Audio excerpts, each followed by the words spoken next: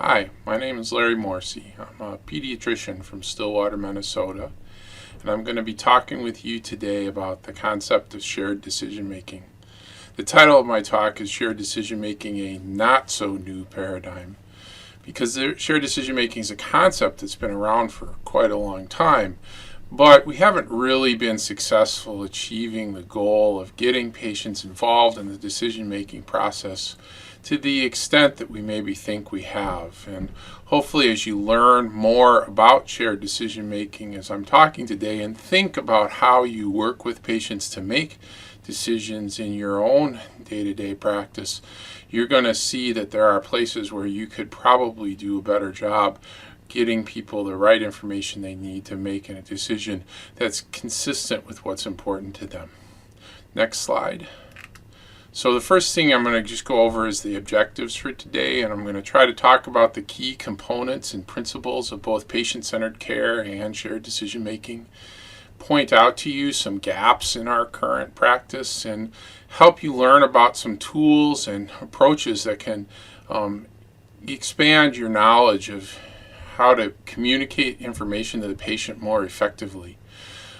This is hard because it's a really broad topic to talk about in 15 or 20 minutes, and really today's just a basic introduction to the idea that I think you'll be able to apply to a lot of different things. So we'll start out by talking about Bob. Bob is someone who you probably know. He's a 70-year-old guy who was sitting at home reading his newspaper on a Sunday morning and came across this article about research showing that you can use CT scans to look for lung cancer. And Bob was thinking about that and said, well, maybe that's something I should do. And he had been in to see his physician recently, and the physician didn't bring this up as something new. So he's wondering, is this right for me or not? What are the good things about it? How might it help me? How necessary is it for me? And also the bad things. What are the risks? Is doing CT scan not a big deal? No problem at all? Or does it cause me some trouble if I were to have this test? And I think the particular place where Bob kind of struggles is he's a little bit apprehensive about calling out his provider about this because he doesn't want to be disrespectful, and he assumes that his doctor is going to be doing all the right things for him, and maybe just is worried about what that might feel like if he were to say something that he wanted when he didn't know for sure how the doctor was going to react. And I think that's kind of a situation that we can all identify with. Next slide. So what is patient-centered care? Well, this is kind of the original definition from Crossing the Quality Chasm. And I want to point out a couple of specific elements of this definition as we're talking about things today. And that's the words preferences and values. Those are listed as things that patients have, and we're not real sort of precise about what we mean by those terms, and they carry a lot of weight. And when you ask people about them, they really have an inherent meaning that we kind of understand, but we don't say. Sort of like the word family. We all know what family means, but in the end, we all have different definitions of it. And so for the purposes of our talk today, a value is something that's an overarching principle that drives how people make decisions. So I might have a value that I don't want to have surgery unless I absolutely need to have it. So if I have something that's elective where I might need a mole removed that just isn't looking very good cosmetically, I'm going to stay away from that because it just doesn't mean that much to me to remove it. Whereas if it was something serious, like I needed my appendix out, then I really need to do the surgery, and so I'm going to choose to go ahead and have that procedure done. A preference is more of a specific choice that you have in relationship to a specific situation. So an example might be if you had a decision to make about colon cancer screening and you were trying to choose between the different options you had for that, including having a colonoscopy or having fecal occult blood testing or possibly having some other kind of radiologic evaluation for that. You would look at that decision and make some pretty specific judgments about those options that are really unique to that specific decision, and then you would have a preference about how you would proceed. Why it's important to define these things is that when you come into a conversation about shared decision making, people have a lot of kind of preconceived notions. And I think you want to try to be understanding what those ideas are that people carry into the conversation before you start. Next slide. Because when we have a medical conversation, there are really two experts in the room. As a healthcare provider, you're pretty knowledgeable about the specifics of the situation in terms of the medical evidence. And you have a lot to offer the patient in terms of those specifics and helping them understand and gain better knowledge. But the patient also has a lot of knowledge too that they need to bring into the conversation about what's important to them. And a lot of times as healthcare providers, we make assumptions about patients' preferences or values because we assume that they're going to be similar to ours when there may be cultural or personal reasons why those aren't the same. And unless we really take the time to listen and understand those, it's going to be hard for us to guide the patient and give them the right information that they're looking for about the decision that they're trying to make. Next slide. So this is one specific example that I want to show you. This is a study by Lee from 2010, and it asked physicians who were taking care of patients who had early stage breast cancer and the patients themselves who had early stage breast cancer to name the three things that they thought were most important in terms of the treatment, both potential benefits of the treatment and also potential risks. And when you think about early stage breast cancer, your basic idea about how you're trying to make a decision is you have the choice between a mastectomy, where you'd remove the whole breast, and a lumpectomy, where you take only the area around the tumor. And as you see in the diagram, the providers really had a strong bias towards wanting to preserve the breast, that they felt that that was in the top three for the patient 71% of the time. But in actuality, that was a relatively lower priority for the patients. Living a long time was a high priority for each group, but it was significantly more valued by the providers than the patients. And when you look at the third column, I think that's where it gets very interesting, because the patients put a big emphasis on doing what the provider told them to do. And so they were in a situation where they were probably nervous or scared, difficult time knowing and not feeling as confident, and kind of in a mode of wanting to get advice and wanting to be directed. And that piece is challenging because when you look at the first column, if patients are in a mode of not wanting to say what they think, and the providers think they think something that they really don't, then you may steer in a direction that you weren't anticipating. And it really puts a lot of onus on the healthcare provider to ask, what's important to you here? Because the outcomes of these two treatments are really pretty similar. And so in terms of ultimately how things are going to turn out, it's really kind of a wash. And you want to get back to what's important to the patient about both the positives and the negatives of the treatments that are available, so that they get a treatment course that's consistent with what's important to them. Next slide. So this slide's kind of a summary of the key components of shared decision making. And the first one is helping people establish a good fund of knowledge about the decision that they're making. And as patients come into these medical situations, a lot of times they need information about the treatment choices that they face and have to gain an understanding of what the options are. And knowing that there are options is really a second critical component, because there's always a choice. Now, there may be one best choice as dictated by the evidence, but more often than not, there's multiple different reasonable options to consider for a medical intervention. And as we look at Bob's situation, whether or not to do a CT scan to look for lung cancer, that there's some factors there that might play a role in whether or not this is a good idea for Bob or whether or not, it's really a bad idea and you shouldn't do it. And if you don't know Bob, you don't really know the answer to that question.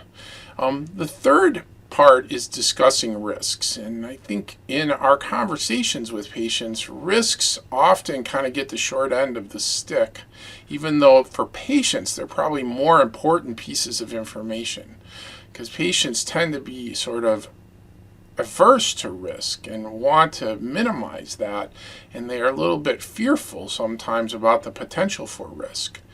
The obvious corollary to that is to discussing benefit, and discussing the benefits of the treatment is something that a lot of times healthcare providers are pretty versed in, and you're thinking you want to do the right thing for the patient, you want to help them out, and so by offering up the benefits, you're going to kind of put a little bit more emphasis on that because you're more comfortable. The example that I use for people is I'm a physician, so I'm really comfortable with medical interventions, but when it comes to making decisions about my retirement planning, I'm pretty risk averse, and I have to kind of leave that to my wife because she's much more comfortable balancing those two things. I'd really rather much put all our money in the mattress than put it in a 401k, but I know that ultimately that's not the best option, and I need to kind of balance out the risk and the benefits to make a good choice. Final piece of shared decision making is a good understanding of those patient values and preferences, and trying to get those fully elicited in the conversation and not making assumptions about them along the way. Next slide. So there are tools that are called decision aids that are out there and can be really helpful in this kind of dilemma. And unfortunately, decision aids probably aren't utilized to the greatest extent that they could be. There's actually a recent Cochrane review there. They showed 86 trials in 6 different countries of 34 different decisions that decision aids had a positive impact on, both in terms of increasing knowledge, helping people understand risk better, reducing the conflict that patients feel about the decisions that they're making and reducing their sense of uncertainty, and helping them to participate more in the decision-making process. And sometimes that means doing a test less often, like PSA testing, where people were less likely to choose a test once they had all of the information that they needed. Next slide. So there's a lot of barriers to putting shared decision making into place, and this slide kind of summarizes a Cochrane review of those barriers, but I think the biggest one is a sense that I already do this. Because as a healthcare provider, you think, well, I do this all the time, every day, and what I'd encourage you to do is take a step back and really think about it. How often are you really laying out all of the available options in a way that's neutral, in a way that doesn't lead towards a bias of what you think is the best choice, but rather looks at what the patient would think is the best choice? And there's the classic kind of barriers that people always bring up, like this will take more time, or this will cost me more money, and it's another thing I need to do in an already busy day.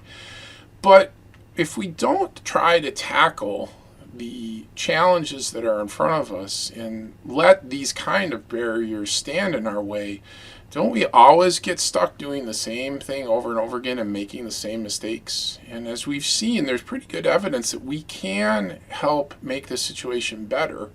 We just have to implement a process and tools that make it better. And thinking about using decision aids is a challenge, but if you understand that it's an important piece and that you can get patients to be a part of it, and you can change your role from communicating information to helping people make decisions, it can be a really effective way to get to a better conversation with the patient about what to do, rather than rattling off a lot of information and then asking them what they think.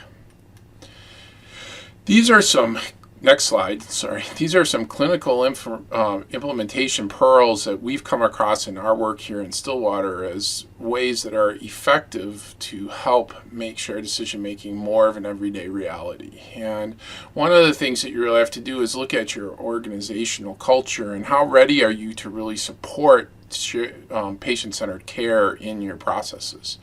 because it's a big commitment, and if you don't have leadership that's really willing to help support you, it's going to be hard to get anything done. The second piece is that it's really a team effort to try to make shared decision making happening, and you can't just rely on any one member, but you really have to develop a sound, consistent process that helps deliver information to people in an effective way. And that timing of when you deliver that information and how much time you give people to process it is really important. We try to use this concept of sort of a warm handoff where we're constantly letting the patient know we want you to have this information, it's important for you to look at it, and we're going to be there for you as you're thinking about it, and not kind of let you alone making a decision, but be there with you as your partner. And encouraging them to be a part of the conversation really think helps to make it easier for the patients to talk about what they want, but not have it be this situation where we're just going to do whatever you say. Rather, let's have a conversation about what's important to you and what's the best path to choose. And if that conversation happens, it's really satisfying for both patients and for providers, because now you really feel like you've made a difference for people. Next slide. So wrapping up here, why is SDM so important? Well, these are complicated decisions that people often face, and whether or not to do A versus B is a difficult thing. And I'm sure as people are watching me talk, in the back of your minds is probably rattling off a lot of different opinion about whether or not Bob should or should not do a CT scan for his lung cancer screening. And I picked that example because it would be controversial, because it would make you think. And I'm not proposing that I have the right or wrong answer. I'm a pediatrician. I don't have to worry about it. But if you think about things like that, there are examples every day where there's not clarity about what the medical evidence says, and you can't even get providers to be on the same page about what the right or wrong thing is to do. Certainly, it's going to be difficult for patients to get on the right plane, and they're going to need help. And if we can stop assuming that people have knowledge and rather work towards improving that knowledge and giving them time to think, then you're going to be able to have a much more fruitful conversation, and everybody is going to feel like the process was better. Because risks and benefits aren't well understood in general, and we need to help people get to a better place of balancing those two things out so that people aren't avoiding something that's good because of an unreasonable fear of risk, or pursuing something that's not so good because they don't understand the real risks that are involved. Ultimately, there's a lot of pressure on the patient. People want to make a good decision, and it's stressful for them sometimes to really think about this complex information, and we want to help them feel comfortable that they can express that they're uncertain. Because if they can talk about that, then you can help them. And we want to make sure that we don't make incorrect assumptions about what people want.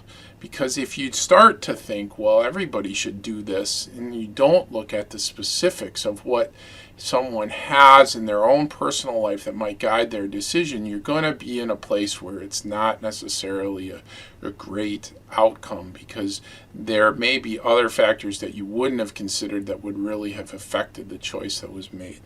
Next slide. So this is a list of some of the references that I put in the previous slides. They were down at the bottom of each one. There's a lot of information out there about shared decision making for you to read, and I want to call your attention to a couple specific websites. The first one is for the Ottawa Healthcare Research Institute, and it's an index of a lot of different available decision aids. And the Ottawa website in general has a lot of good information about learning about how people make decisions. And the second one is the website for the Minnesota Shared Decision Making Collaborative, and we're trying to put together kind of a hub of resources for people who are thinking about exploring shared decision making in their practice. A lot of links to other sources of information about shared decision making and materials that you can download for free. We're just a bunch of people here in Minnesota who like shared decision making and want to spread the word. We don't have anything to sell or anything like that. And we tried to create a website that is a really easy portal of entry for people who are considering shared decision making. So last slide. So the 3 questions for you to think about today: what are the 5 key components of shared decision making? What are the critical barriers that make it hard to achieve shared decision making in your practice? And what are some ways that you can use decision aids in your own practice that might help you out to be more effective in helping patients make decisions? Thank you very much for listening to me today, and I hope I was helpful for you.